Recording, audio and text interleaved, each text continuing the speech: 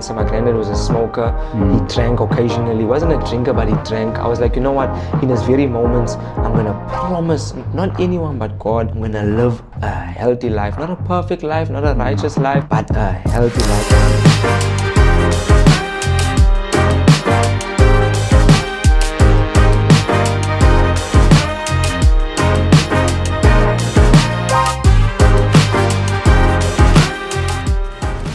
Well, tonight is an extremely exciting episode, and I'm proud to have this young, brilliant, resilient man at this podcast tonight at Paradigm Shift.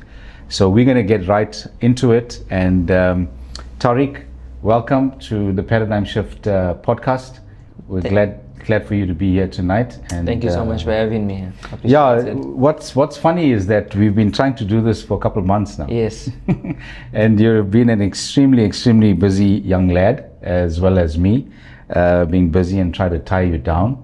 But for those of them that do not know who Taariq is, I'm sure there's very few of them. But please introduce yourself. Just tell us a bit about yourself, where you're from, where you grew up, and what shaped you in your community to become the man that you are right now. Thank you so much, Malcolm, for having me today. Pleasure. My name is Taariq Stokes. Grew up in Sydenham with my parents. Parents separated. We had to relocate to Wentworth. Stayed outside of Wentworth in a space called Treasure Beach. Yeah. But because my grandparents and my parents are originally from the community of Wentworth, we obviously spend most of our weekends and we schooled in the community. So we would say we're from Wentworth. Yeah. I'm 27 years old of age. I'm a young entrepreneur. Yes. 3 years into business. I own a fitness business, which is based outside of Wentworth on the bluff, on the strip of Marine Drive. I'm into fitness. I'm a runner, and I also now and again get involved in community work. So that's me in a nutshell. Yeah, excellent. Well, Team Stokes Fitness, is that what your business is called? Yes, 100%. So Team Stokes Fitness, as you can see, Team Stokes. So my surname is Stokes. And the whole aim behind my business was to create a community. Yes. And the best word to use was team. So I just said Team Stokes Fitness, and I just ran with it from there. Well, I'll tell you this much. It's definitely the talk of town of the Bluff and Durban South. It's all over social media. I follow you on your Instagram and your TikTok account. So you also do post some very good uplifting and inspiring videos. Yes. So Team Stoke Fitness is on the bluff, and you're fully involved in that. But let's just quickly talk about growing up years. Yeah. Wentworth, as we know it historically and currently, has faced some serious challenges. Yes. I think just like many of our communities in the Durban South, Clearwood, Merebank, all riddled with gangsterism, drugs, bit of crime. How did you manage to stay clear and stay away from that kind of environment and choose a different path? I think, to be fully honest, it wasn't that easy. As I said, parents separated, so stayed with my mom. Most of the time spent my weekends in Wentworth. And spending weekends in Wentworth was a bit different than spending weekends in any other community. As you said, a lot of drugs, gangsterism. And just before I get into it, I do recall, could have been around 2011 or so, if I'm not mistaken. And I was sleeping at my grand's place, and I remember waking up around 5:30 in the morning. There were scuffles outside, there was some noise on the road, literally outside of my granny's gate. So when we went to see, what was happening early hours of the morning, and we were all woken up by screams, we found a guy laying there, and he was stabbed in his neck. And he basically just bled out there, and we watched him bleed out, we watched him die, because obviously you know how it is with service delivery these days, so we couldn't get ambulance on time, police came late. And I think that just sums it up in a nutshell of the traumatic way of how some of us grew up. It wasn't always like that, but I think just trying to maneuver through that, going into the school. I attended Collingwood Primary School, which is also a well-known school in the Wentworth area. Moved out of that space, went into Fairvale, which is regarded as a very good school in our community. They had a 100% pass rate last year. Well done to them. But at that time, very rough. A lot of gangsters in the school, a lot of drug dealers in the school, young drug dealers. So there's a lot of gangsterism that was pushed through the schooling system that later on grew into our teenage years and so forth. So I think growing up was challenging. How did I maneuver through it? Yeah. Parents. Yes, parents separated, I had a good dad, and most of the time people think when your parents separated, oh, do you have a relationship? And people always ask me, do you have a relationship with your dad? I say I have a very good relationship with my dad, because Right. whilst he exited our life for whatever reason, Right. he was a good role model to us. Also grew up in Wentworth, has a degree, Yes. got a top job, good family man, despite what happened between him and my mom. So Yes. I think parenting saved us a lot, but to a lot of things our parents couldn't save us, to like being tempted to try certain drugs or Yeah. being involved with certain friends who happen to be gangsters. So I think God just carried me through, I always say there was a calling over my life, and I Right. was saved from a lot of dangers that a lot of other youngsters were not saved from. Yes. And that's why I'm here today. No, excellent, and I think it's something that we know that you're grateful for. You've Yes. been saved from a lot of these things. Life threw you a lot of curveballs, and you went against the grain of society and community. You're fighting a tide that many succumbed to. Many got into gangsterism and drugs and alcohol, but you managed to steer clear. You spoke about the fitness part of it. How did that come into your life? And obviously that is a big part of your life. Yes. And you've been forcing me to join the gym and get fit, and Yes. and I promise I'm definitely going to do it very soon. Yes. No, well, But how I did you think- get into fitness? It's a big part, and I Yeah. think it's something that you're passionate about. more than passion, I think Yeah. it's actually embedded in who I am. But I think with regards to that, I must start from the beginning. Yeah. Growing up in Wentworth, as I said, there's negatives and positives, but growing up in such a community, soccer is a big thing. Right. I mean, grew up in Wentworth, soccer was a big thing. We would Yeah. go to the grounds on Sundays and it would be packed, Yes. it would be like a celebration. People would come from all walks of life, and I think that was the good thing about sports and fitness, brought is that people despite the together. drugs and the gangsterism, Yeah. on soccer Sundays when you knew Cherryans was playing, and Cherryans is actually from Clearwood, True. Cherry Road, Yeah, if I'm Cherry not Road, mistaken. So yeah. it's coming from those days, from my granddad's days, and the grounds was just a place we would all come together. And I think just growing up, if you look at most underprivileged communities facing socioeconomic issues, there's always a high passion for sports. Whether it's in African countries or even our local countries, you always see that there's a high level of sports. So I think in Wentworth, despite a lot of negativity on the streets, there's a lot of football being played, and I think that saved a lot of us. So me growing up, my dad was into sports. He was a very good sprinter. Right. Apparently, he used to take us to watch him run at Kings Park, and we'd beat everyone, but I can't recall. I was like 4 or 5.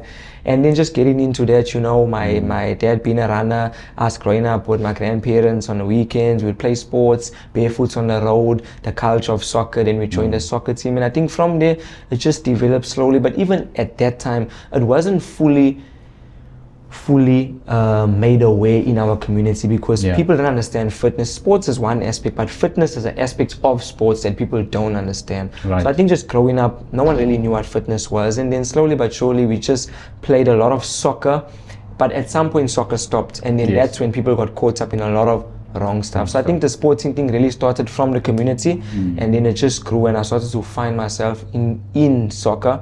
And then once I found myself in soccer, and I realized, look, honestly, I'm not going to make it in soccer. Yeah. I'm not that good enough. Right. If I really be honest with myself, I can't make it professionally, but I love the passion of football. Passion. What can I do? Let me keep on training and working hard. And in the process of working hard and training and going to the grounds and running and doing ball work, I realized I love just the training parts. Right. I'm not worried about the goals and about the accolades and about the people cheering for me. I just love the grind, and I think that's where the fitness part came in and the passion grew, and I knew, okay, I enjoy the training. Whilst I love when coach tells me, put on your kit and go play, but I enjoy just being a part of the team and training. So I think that's really where it grew. It definitely came from football. Came from football. Yes, as well, definitely. yeah. I think it's important what you say. A lot of these impoverished communities, sports play a major role, as well as music. Yes. Music is another part that plays a major role, but we didn't have a lot of opportunities that developed that to the next level. We just played it in our communities, played it as a social event, never went competitive, and we never had input, into it. But you took it to the next level, even with fitness. You mentioned something when you introduced yourself, you're an entrepreneur. And that's what I like, because you moved your passion for fitness into a space where now it benefits you as much as others, but Yes. benefits you financially, and you moved it into an entrepreneurial entrepreneurship space. How is that part of your life going? Because it's not just training the person, it's about thinking about new premises, it's about thinking about marketing, getting in, clients in, and those kind of things. It's economics about the entire Team Stokes fitness model. How do you manage that? Did you have formal education, or were you just blessed with that entrepreneurship skills? I think just to start off, when you ask me how did I scale it, I think in any natural evolution that happens, there's phases and there's a period for things to happen and a transitioning period. And for me, as I said, started off in a football space, fell in love with fitness. I was still in high school at that time. So, the question gets thrown at you, what are you going to become? So I do remember, I think I may have said, I want to go to Spain, or I want to become a soccer player, which that was our dreams in the community. Yes. But I think as I started to get through grade 11 and matric, I realized academically, I was just not focused. I was just that teenager who, I was naughty in school like most teenagers, just going through that rebellious phase, but I didn't really take on to academics. And then because most Wentworth schools, even now as I speak, they lack sports. So sports was not in the schools, it was, as I said, on the streets. So I knew that, okay, there's no really sporting guidance in the school for us to even make it from a scholarship level. Yeah. So let me look outside of school. Then I remember in my final year of matric, at that time I relocated, and I was at Grosvenor Boys spending my final year. And Grosvenor Boys, sporting wise, was a bit better, but their biggest focus was rugby and soccer. And then I gave up on soccer a long time, because now I was like, a grown up. I was like, that dream faded. Now I need to look at something that's gonna now make me money in life, but also give me stability. As I repeatedly say, staying with a single mom, still with a single mom up till today, and an older brother, just the three of us, you start to think differently when you're in different circumstances. So I came out of school, parents didn't have money for me to study, started off on a few learnerships, and then I started to realize I'm unhappy.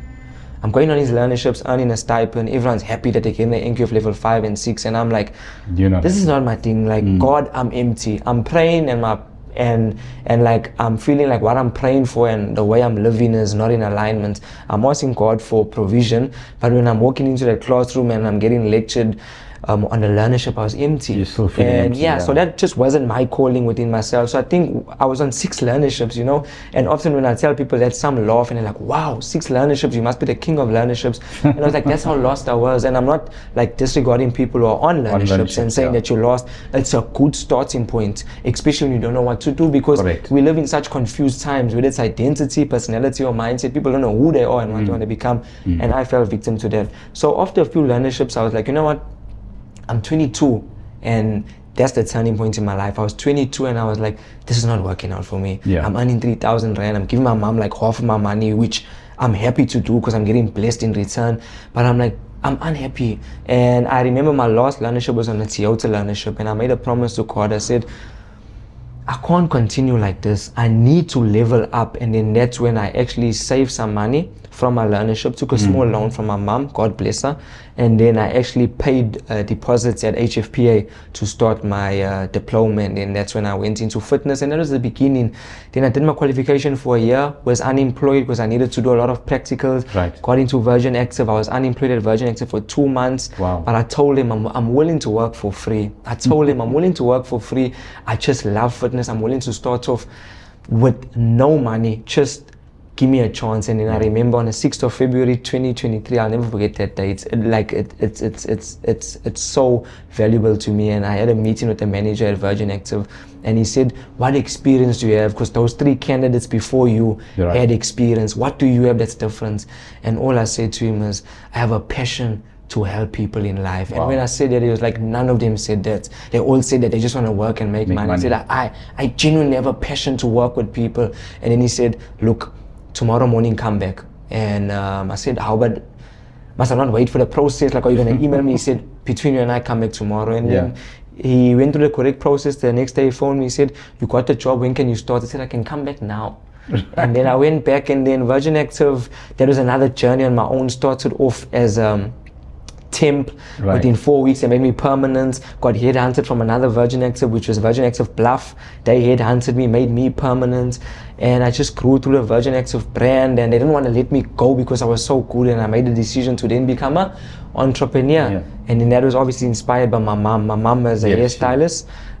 She's obviously had her own small business, which has been lucrative to her over the years, and that's obviously had kept a roof over our head, and then that just inspired me. And then baby steps, I learned my own. But in terms of experience, had no experience. Yeah. Guidance, my mom to some extent. Different industries, so in business, there's only certain principles that everyone relates to. Sometimes certain businesses, certain principles won't align. So for me, I had to learn from scratch, and I think, I've just stumbled my way through humility, and I'm here today with a fully run business. One of the most biggest fitness brands I can say in Durban South. Yes, absolutely. Not to disregard Virgin Active, they're the big boys, and hopefully one day God will get me there. But yeah, it's just been a journey. Definitely, yeah. It's such a remarkable story. Just listening to you and your journey thus far as a young man in 5 years. I think you've achieved what many don't achieve in 20, 30 years. I think it's about being disciplined.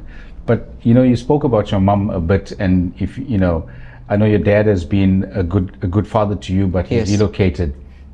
But you picked up a lot from your mom. And, inadvertently, even if her business didn't directly correlate with yours, but there was stuff that shaped you, through the years, by you observing her and the resilience that she had. How important are mothers in the life of a young man or a young, woman, and making sure that, parents might be listening to this, and some of them might not even take their kids seriously. Yeah. But how important it is, for mothers to play that role in a young man's life. I think, personally or openly, I can say my mom is my everything, and if people know me personally, they would know how much I value my mother. And I think any son values their mom. And, also it just goes back to how you grow up. And, some people have two parents households, whether you're fortunate or not. But I still look back and say, I was blessed to grow up with just my mom, because we had that relationship where, yes, she may have played two parent roles, but my mom was like our best friend, my brother and I. Because remember, we're only 1 year apart. Okay. So in our earlier years, it was just us as friends at home, my brother and I. So we would play together, and my mom would keep us entertained. So I think her just being our go-to, our shoulder to cry on, our biggest support in our sports, in our schooling career, and even through a lot of things that my dad weren't around, because things happen between him and my mom. My mom stepped in and played that leadership role as a man. So to holistically answer it, my mom has been a pivotal part of my life for me as where I am today, not just in business, but in character. Humble lady, very ambitious, but extremely humble. And I think that has carried me through to what you see today is just humility. My mom has taught me a lot of principles. And I think the biggest thing my mother has always taught me is to always make sure that you remain who you are as an individual. And I think that's why a lot of people resonate with not just me and my brand, is because we are who we are. We're not trying to compete with anyone. We're not trying to sell a product that we can't deliver on. We are who we are. And I think my mom's been a good part in my life, and so are other moms. And I must give credit to not just single moms, but moms out there who are holding the forts, and who are trying their best in their families' lives, because they do really deserve the credits. And I pray one day God puts me in a position where I can take care of my mom, And that's just my biggest wish, is to make sure that she's in a good space, not just financially, but stability wise. And I'm just really openly grateful for her. Well, the recipe that you have currently, the hard work, determination, resilience, I see that coming very quickly, where you would be taking care of your mom. Thank you. But I mean, imagine the other households that don't have the privilege of having parents in their homes. And you look at Merebank, Wentworth, Clarewood, even Bluff now. There are many kids growing out with absent parents, not just absent fathers or absent mothers. How, and I know that you're involved in community. I know your heart is for community. You go to schools. You've got the senior citizens program on once a month, and we'll talk about that just now.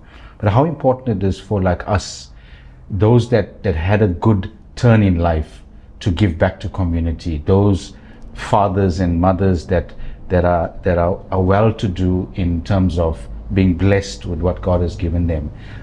Those that have come through the streets and have made it in life. How important it is to give back.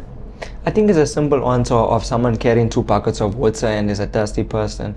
You would obviously give them 1 bucket, and then you would have a bucket for yourself. So while someone would look at it from a perspective of someone sacrificing a bucket, I would say you're actually helping someone with a bucket. So in this case, you know, when you're privileged, and I want to say I'm privileged to have a good mom. I had a best friend, you know, and may his mom, soul rest in peace. She passed away in our matric year. It was actually 2018, the year after matric.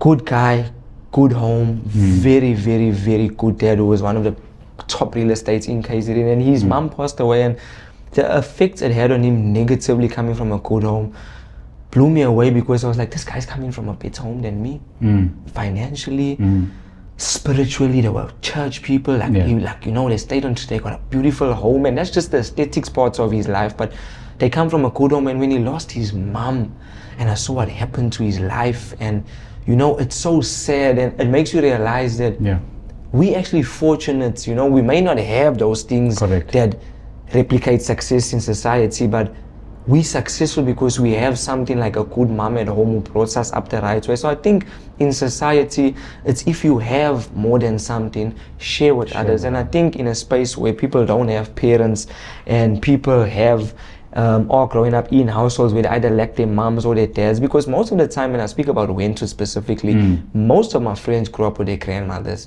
because they never have parents. Either their parents passed on, or some, you know, sad to say, their parents turned to drugs, or some parents, even sadder to say, abandoned them. So most of the time, no one really grew up in a guided parental household. So I think we must get to a space in society where we play our parts. We patch those holes where we see, we fill those empty cups. And if we know that we're in a certain space in our life where we are fortunate enough, like I know that I come from a good home, I know that I come from a good mom and dad and good grandparents and good siblings, I know that people who don't have that opportunity at their disposal, it's good to try to make them feel the way you felt. And yes, most of the time you can't really fill that void of someone, but I've really learned compassion and kindness go a long way, and I think that's what we lack in society. So to answer your question, I think we just need to really try be there more for people, especially when we have more of what others don't, and learn to give freely of ourselves for the upliftments of others, to make them not just live better but feel better, because emotional investment is the best investment for me when it comes to dealing with people. And talking about emotional investment, was it last year that you embarked on the run from Johannesburg to... It was 2024. 2024. Time has passed, 2024. Maybe speak about that. I know that was a fantastic cause and effort that you did. You did the run from Johannesburg to Durban. Yes. In support and awareness for men's mental health. How close is that to you? And maybe just talk about that for a little bit. And I think that's a sensitive topic that I obviously choose to speak on. But with regards to men's mental health, I think it all falls back to growing up in a certain environment. And whilst I mentioned all the positives, you know, over the past few minutes of how I grew up and having a good, solid support system as family, I also faced my own challenges. As I said, as much as my dad was a good absent dad, which is very rare to hear from people, he wasn't there. And the void that he left was not fulfilled from another human. It was more so, we were in the streets, we were going through things, we were experimenting with certain substances and certain things. And I think as I grew up in my latter years and I started to understand my emotions as a young man, as I said and I'll say again, I felt lost throughout high school. And I feel like most teenagers who don't have that guidance in their life, especially, I must say, especially for the figures, you don't have that hard, tough direction. You know, you just, like a wave, you just crash in and back and forth. So for me, I was going through so much emotions in life that mentally, I didn't know how to deal with it. And then that's when I started trying out substances. And I remember, like, my mom would continuously ask me, like, you know, are you okay? Do you want to talk to us? Are you going through stuff? And I think it's just a stigma with men that they don't want to speak about things. Don't want to speak, And because my dad weren't there, my dad's also not a talker. Not a quiet guy, but reserved. Granddad, extremely quiet, extremely reserved. So it's actually hereditary when it comes to not speaking as men in our family. And even up till today, I'm the only one in my family who would come on a podcast and speak about certain things. Any other man wouldn't dare. It's not even lack of confidence. It's just they don't feel safe enough to open up to people. And I think that's where I had a paradigm shift in my emotional intelligence, and I'm at a space where I can sit with you and tell you what I've been through. But 10 years ago, Never. maybe not. So I went through a lot of mental challenges, and I think when I lost my granddad, and that's the crux of this, is that that's where all this started, is when I lost my granddad in 2022. That's when my life went downhill. I went straight into, like, that was up till today, it was even like my dad leaving was nothing compared to losing my granddad. Was the most tragic thing that could have happened to me. Like, it took me to depression. I started smoking weed, I started smoking cigarettes, and my family were confused. They were like, what? This is not like you. this is not me. I started drinking, and I was just going through pain. I was going through so much pain. I was going through turmoil. I was hanging around with the wrong friends, and at that time my close friend also lost his granddad, and you know, it was just, I was going through so much challenges mentally, and then I think that's when I went into depression. And you know, when I really look back, I'm really healed enough to speak about it, but I was in a dark space. I honestly remember, you know, Malcolm, there were times I didn't want to live. I was really like in a space where, like, you know what, my granddad died. He was like, really, we were staying with him, okay? We went back to stay with my mom, but over the years we grew up with him. He was our father figure, because we'd call him dad. He died, okay? What's more to live? To live for, you know, I just felt lost, and I'm not here to, you know, make people feel pity about my life, because people go through more tragic incidents. But I was just in such a dark space. I was like, you know what, God, take me now. There's nothing for me to live for. And then, you know, I just went through such a dark space, and then I remember my uncle sat with me. And you know, I can't remember what was the reason for us having to sit down and have a conversation, but it was really profound that he sat with me and he said, is this how you want to live your life? You know, like, we all suffering, we all feel the pain of losing dad, but you need to continue, you know, to represent our family name on the highest level as possible, because we know that you have the potential. And you know, in that moment, I call it, you know, a spiritual encounter.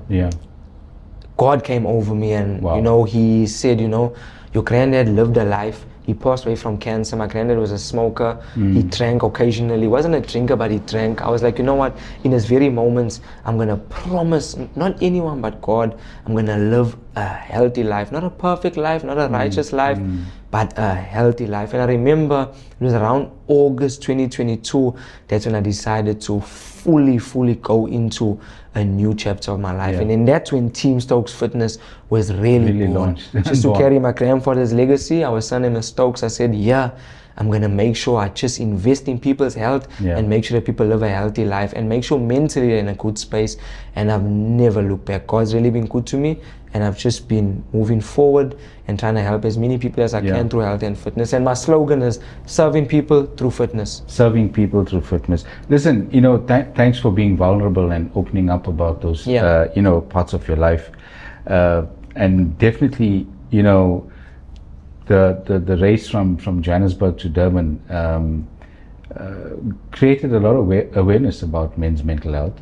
It was giving back to that space, to that community. Now you also giving back in terms of the senior citizens. You know, it's just remarkable stuff that you're doing. I think it's about leaving legacy and making an impact, and changing people's life, you know, through fitness. I think, you know, it's such a great thing that you're accomplishing. How many comrades have you run? I know. I was waiting for that question. So I have completed my second comrades, which was last year. I did my first comrades in 2024, which is the same year that I ran from Johannesburg to Durban. So that was a good year for me. That was my first comrades. It was an up run from Durban to Pietermaritzburg. Tough, ran with an injury, 9.5 hours. Came back last year, 2025, times passing by so quick. Comrades is actually in 2 months time now. And I completed my back-to-back comrades, which was a down run from PMB to Durban. And you know, it was just amazing. I was aiming to get a silver medal, which is under 7.5 hours. Wow. You know, but you know, sports is very unpredictable. I just fell off the wagon. I think like 60 something Ks, Winston Park to be precise. And I lost my silver medal.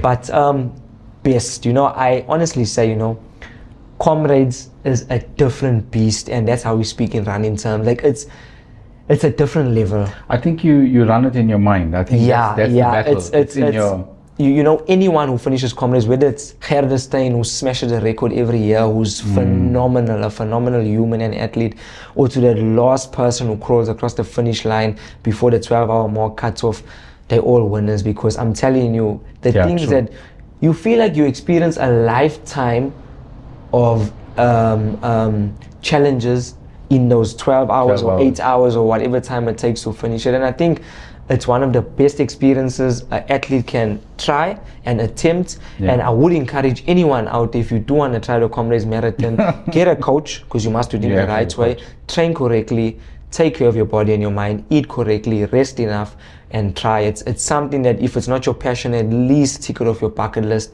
It's life-changing. And there's a renewed sense of identity that you receive once you complete your first comrades, which I can't explain. It's no, exactly. Yeah, you know, like I'm getting goosebumps. Like you just have to never understand. Yeah. But are you running this year? So I've taken a step back from comrades this year, because as you mentioned, I've invested more in community this year, and I think that's God speaking to me more on investing in people. So I said, you know what, I'll sacrifice not really a sacrifice, I'll take time away from running this year and I'll put it more into community. And next year's my 100 comrades, and we'll see if I'm healthy enough to get that redemption for that silver medal next year. Yeah. No, we'll be rooting for you. Thank you. You'll definitely get it. I think you're in phenomenal shape and fitness. So, you know, there's, you know, always excuses that youngsters make today for why they can't go to gym, why they can't get a job, or why they can't be disciplined. You know, you being a 27-year-old, you know, pretty young, achieved a lot in a short space of time. Really remarkable, very, very remarkable. I haven't met another, you know, young man as you. It's very rare. What advice can you give to our generation today that's so obsessed with social media, that just live a sedentary lifestyle? I mean, the most exercise they get is with their thumbs on their phones. Yeah. You know, the importance of and the value of, firstly, fitness, mental health, discipline, and you know where this generation is going. Yeah. We see it daily. You go to schools and you gauge the vibe and the culture of the youngsters. What advice can you give them? Somebody's going to be listening. They want to become, you know, and achieve something that Taariq has achieved, or not maybe not in your fitness space, but encourage some youngsters. What could you say to them? I think, you know, I've been asked this question so many times, and over multiple interviews, and you know, people sitting down with me and wanting to hear my story in life. And I've often always simply put it like this: people don't know who they are in today's times. Whilst it's a major part of media and society where people are swayed by so many other influences, it always boils down to what I said: people have an identity crisis, and people lack a lot within themselves. So before we even get to why people should do certain things and become certain people and achieve certain things, people don't even know why they're doing it. And I think when someone doesn't know why they're doing something, they won't do it, or they won't do it to the best of their ability. And I think what I've seen in my encounters with the schools, or with past friends, or with going to prisons and visiting people, or in any positive or negative environments, people don't have leadership within themselves. And I think that just stems from a lot of things, not even just from households, from a lot of negative influences. And the world is at such a crucial point where there's so much things being pushed into our mindsets and our identities and our ways of being, that people are lost. And I would say that the number one important thing is we need to sit down with ourselves and find out who we are as people. And I think that goes back to what I said. My mom always said to my brother and I, be yourself and stay true to yourself. And that reverts to what my mom always says: be yourself. And I think today, because people are trying to fit in, because they're influenced by social media, because they're influenced by this and that, and by this way of being, that people are not even themselves, regardless. And it's not even kids, it's even adults. True. You know, like, people are not themselves. And I think when people lack self-identity, people get caught up in things that add no value and purpose in their life. And self-identity is is in direct alignment with who you are and who you're meant to be. And the minute that people don't have self-identity and purpose, they're lost. And that's the biggest thing, is people are purposeless in society, and that's solely because people don't know who they are. Because either they're surrounded by people who also don't know who they are because they're lost, which is another thing I want to touch on, friends. People are surrounded by people who are taking them nowhere in life. You know, when it's a culture thing of, oh, we grew up together, we schooled together, we played sports together. But in any evolution, you leave things behind. You transition, you move forward. And I think that's the problem, is that people are so stuck in a space where they're behind their phones 24/7. They're so obsessed with this certain celebrity and this way of being and this fashion trend and this and that, that people have lost any form of self. And that's our biggest challenge we face in society, is that our youngsters today don't even know who they are. Like, I met a youngster and I just asked him, you know, Malcolm, I said, why do you smoke vape? You know, just off topic. I said, you know, he's a good boy playing soccer. I said, why do you smoke vape? And he gave such a honest answer. He was like, I don't know, I think because all my friends smoke. And I was like, but you're a top soccer player, why are you smoking vape? He said, I don't know, it's because they smoking it. And even that's the answer. It's like, because people don't know who they are. So I would encourage not just parents, but people in society, where people like me, and it goes back to what I'm saying, if you summon 2 buckets of water and someone's thirsty, give a bucket. It's people like me in society who know who I am in society, help others find who they are in society, be a good role model, because seeing is believing. When you see someone live a certain way, doing the right thing, you want to become that because you've seen it. But if you've seen, back to the negative part, if you see negative things happen, you're going to follow negativity. So I think it's accountability on us who are a certain way, and God has put us in certain spaces, because I believe, and I always go back to spirituality, God uses you in certain spaces, and I believe God has used me not just in Wentworth, but in spaces in society, or maybe in the greater part of the world, for me to guide not just youngsters but people. And that's why before you and I started speaking, I said, like, there's just so many people that always want to sit down with me and interview me and just hear my story, because people really want to know, like, why am I so passionate about people? It's because I genuinely believe people have potential. They just don't know who they are, and that's why they're not getting to where they need to be, and that's why we're facing the challenges that we are. Yes, there's so many other reasons as to why people are not growing or achieving things in life that are out of their control, but most of the time, Malcolm, most, if not 90% of the time, people are stuck and people don't know themselves, and that's why there's no step forward.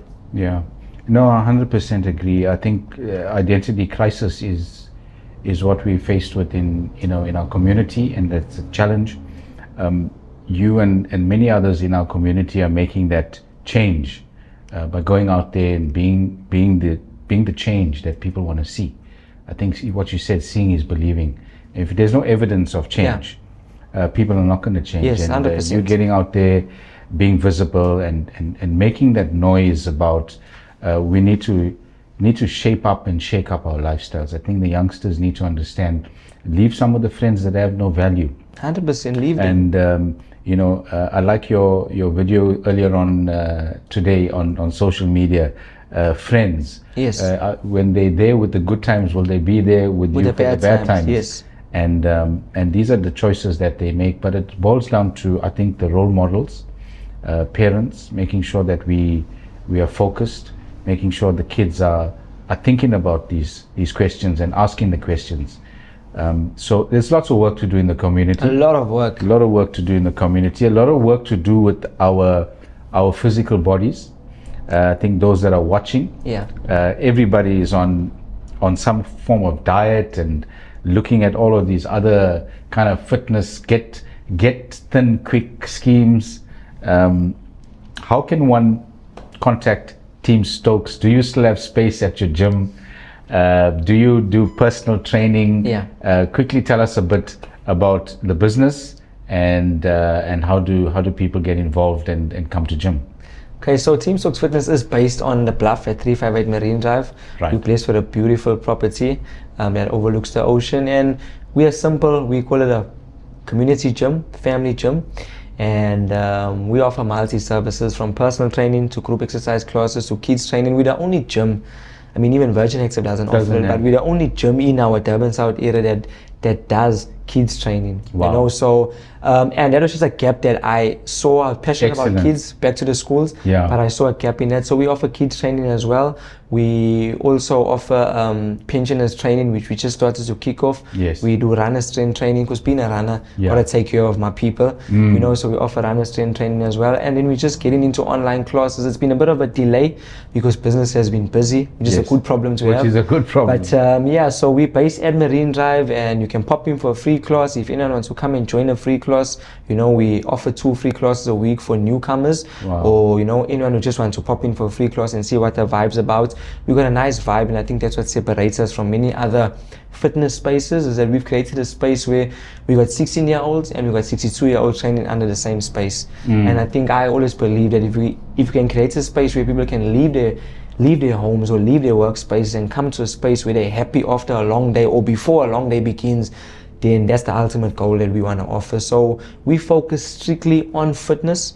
You know, yes, it entails weight loss. Yes, it entails strength training. But our main business is fitness, and we believe that a healthy mind is a healthy body.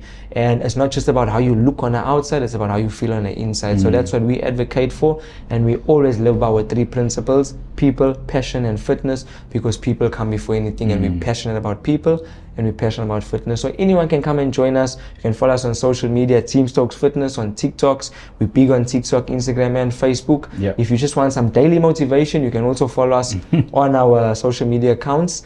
And yeah, we just love working with people. We look forward to welcoming new people into our business space, and we're just looking to grow and to serve the greater parts of Durban South day by day. Yeah, excellent. I think it's superb value for money. Yeah. People will come there for physical fitness, but knowing you, I think you're gonna Yeah. chat with them and give them inspiration, so they'll also have emotional Yes. and spiritual upliftment and fitness as well. And we're with the cheapest gym offering in our area, charging people $350 a month.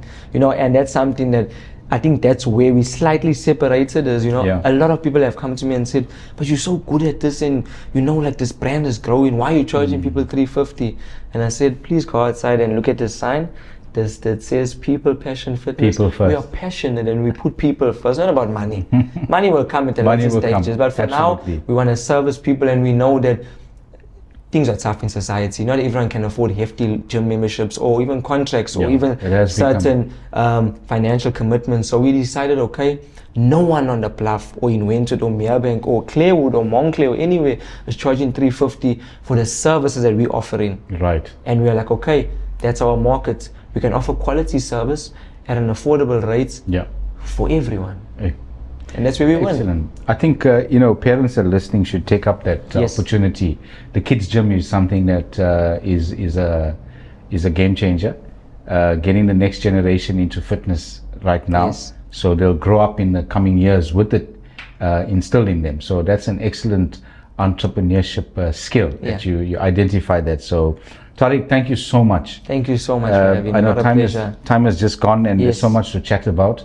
Thank you for sharing your life experiences. Thank you for having me, and thank you for hosting me. I really appreciate you sitting down with me. Absolutely. We wish you all the best. Thank you. Me too. And give our regards to your mum. Yes. And the family as well. And we hope to see you on TV next year in the Comrades Marathon. Yes, definitely. God willing, I'll be there healthy and getting that silver medal that I really deserve. Yeah. Putting in the work now. Excellent. Thank you so much. Thank you, Malcolm. It was a pleasure.